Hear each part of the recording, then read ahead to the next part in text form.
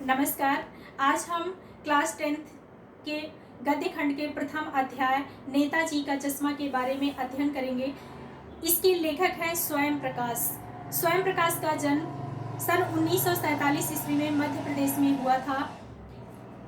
ज़्यादातर समय इनका राजस्थान में बीता। राजस्थान में इन्होंने मैकेनिकल इंजीनियरिंग के पद पर नौकरी की थी, लेकिन स्वैच्छिक इस्तीफा देकर के वह साहित्य के क्षेत्र में आ गए और वसुधा पत्रिका का इन्होंने संपादन भी किया था। हिंदी साहित्य में इनका विशेष योगदान है जो हमें इस पाठ में पढ़ना है। नेताजी का चश्मा, इसमें देशभक्ति के बारे में बताया गया है।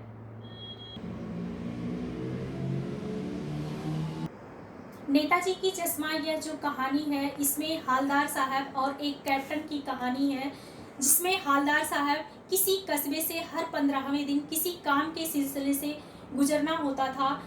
अचानक उनकी नज़र चौराहे पर स्थित नेताजी की उस मूर्ति पर पड़ती है, जो मूर्ति संगमरमर की बनी हुई थी, लेकिन उसका चश्मा रियल था। उसको देख करके उनकी निगाहें अचानक उस पर टिक जाती हैं और एकटक जब उस मूर्ति को देखने लगते हैं तो उस मूर्ति के बारे में बताते हैं कि इसकी जो कहानी है वो यह है कि वहाँ की जो नगर पालिका थी कुछ न कुछ आए दिन बनाती रहती थी। कभी उसने सड़क पक्की करवा दी, तो कभी वहाँ पर उसने पेशाब घर बनवा दिया, तो कभी नालियों की सफाई करवा दिया, कभी कुछ ना कुछ करती रहती थी। वहाँ के किसी प्रशासनिक अधिकारी ने एक बार उस चौराहे पर नेताजी की मूर्ति स्थापित करने के लिए आदेश दिया।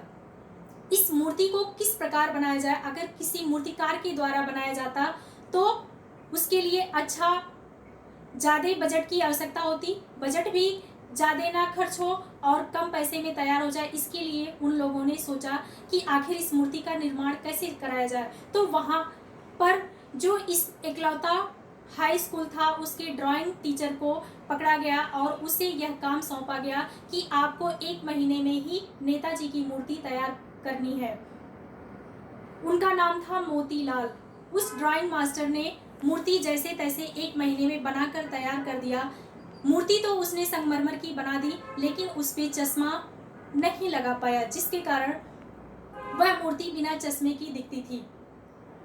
हालदार साहब ने जब देखा कि उस मूर्ति पर चश्मा रियल है और मूर्ति संगमरमर की है, तो सामने पान वाले से दुकान से पूछते हैं, पान वाले से, कि यह चश्मा रियल है और मूर्ति संगमरमर की, ऐसा क्यों है? पान वाला, जो मोटा तोंद वाला व्यक्ति था, वह हंसते हुए बोलता है कि यहाँ पर एक कैप्टन है जिसे सुभाष चंद्र बोस की मूर्ति जो है बिना चश्मे की अच्छी नहीं लगती है, इसीलिए रोजाना इस मूर्ति पर एक नया चश्मा लगा जाता है। हालदार साहब ने मन ही मन हंसे और सोचे कि यह आइडिया भी अच्छी है, मूर्ति संगमरमर की और चश्मा रियल। दोबारा जब किसी काम के सिलसिले से वह उस रास्ते से लौटते हैं तो पान वाले से दोबारा मिलते हैं और पूछते हैं कि वह कैप्टन कौन है, वह क्या किसी आज़ाद हिंद फौज का स्वतंत्रता सेनानी है या कैप्टन? पान वाला फिर तोंद फुलाकर के हंसता है और बोलता है, ही वह लंगड़ा फौज में भर्ती हो सकता है क्या?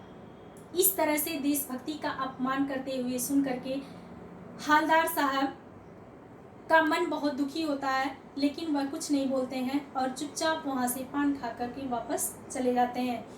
दोबारा जब वह काम के सिलसिले से आते हैं तो पान वाला बताता है कि वह रहा कैप्टन, देखिए वही है जो इस मूर्ति पर चश्मा लगाता रहता है।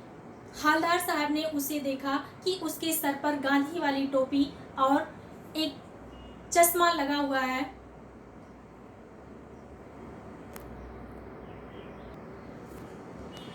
और काला चश्मा लगाए हुए एक संदूकची लिए हुए वह आ रहा था। वह नेताजी की मूर्ति से चश्मा निकाल करके ग्राहकों को दे देता है और उस पे पुनः दूसरा चश्मा लगा देता है। यह देख करके हालदार साहब अवाक रह जाते हैं और उन्हें मन ही मन प्रसन्नता भी होती है कि यह वाकई में ही देशभक्त है। इसका नाम कैप्टन शायद इसीलिए पड़ा होगा, इसकी देशभक्ति को देख करके। आगे जब दोबारा वह किसी काम के सिलसिले से उस उस रास्ते से होकर के गुजरते हैं तो देख करके मूर्ति तो दिखती है लेकिन उस पर चश्मा नहीं होता है। यह देखकर वह अवाक रह जाते हैं और ड्राइवर से जीप रोकने के लिए बोलते हैं। वहां पर जीप रुकती है और पान वाले से दोबारा पूछते हैं कि क्या बात है, आज इस मूर्ति पे चश्मा नहीं लगा है। पान वाला अपने धोती के कोने से आंखों को पोंछते हुए बोलता है कि सर, वह कैप्टन मर गया जो रोजाना इसका चश्मा बदलता था। हालदार साहब मन ही मन बहुत दुखी हुए। यह बात सुन करके उन्हें बहुत ही दुख हुआ और वह ये सोच रहे थे कि अब क्या होगा उस कौम का जो लोगों में देशभक्ति की भावना जागृत रखेगा। वह तो अब मर गया, अब सुभाष चंद्र बोस की मूर्ति पर चश्मा कौन लगाएगा।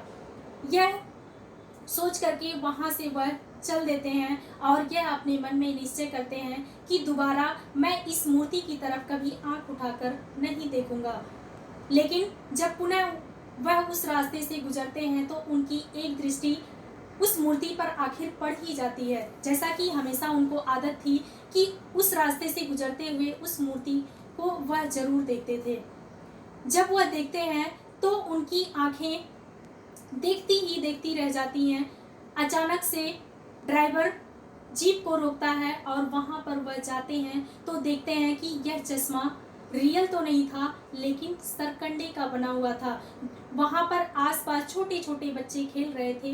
यह देख करके उनकी आंखें नम हो जाती हैं और वह अपने मन में यह सोचते हैं कि देशभक्ति अभी भी है।